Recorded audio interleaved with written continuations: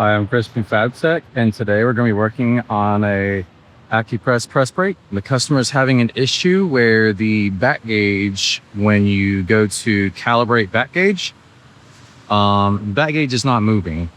You can get the ram up and down, but not able to move the back gauge. So we're going to end up checking a few things. We're going to check the connections there, check to make sure the limit switches are working. There's no electrical emergency stops that are engaged, and also check fuses and make sure it's not a controller issue. So let's go ahead and get it switched on. All right, the drive is coming on. And there should be some lights down there that pop on too. Let's see. All right, there are no lights, so let's find out what's going on, y'all. Right, pull our voltmeter out. We're gonna put it on resistance, and with the sound, that way we can actually hear what's going on. Well, there is a bad fuse. That's there. Let's check all of them just to be on the safe side. All right, that one's good. All right.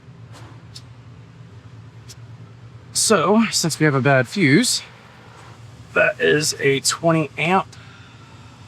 So we got a 20 amp here. Throw that in.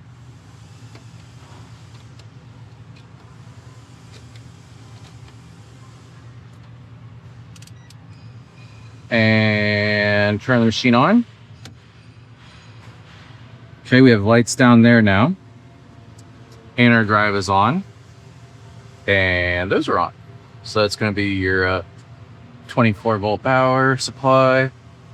Now let's check some stuff. All right, so we'll kick that on. Hump kicks on, awesome. Calibrate back gauge. Yes, enable gauge. Back gauge is calibrating. And back gauge is calibrated.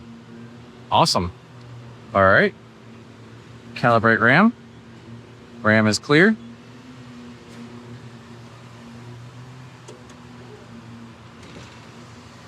Hold up.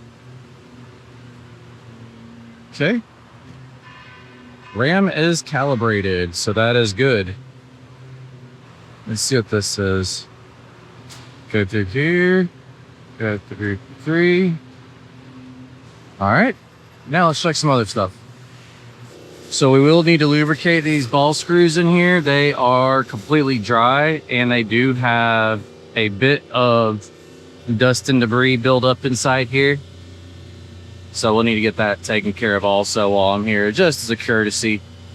But we did fix the issue that they're asking about, was the back gauge not moving and the ram not calibrating. So all it was a simple fuse.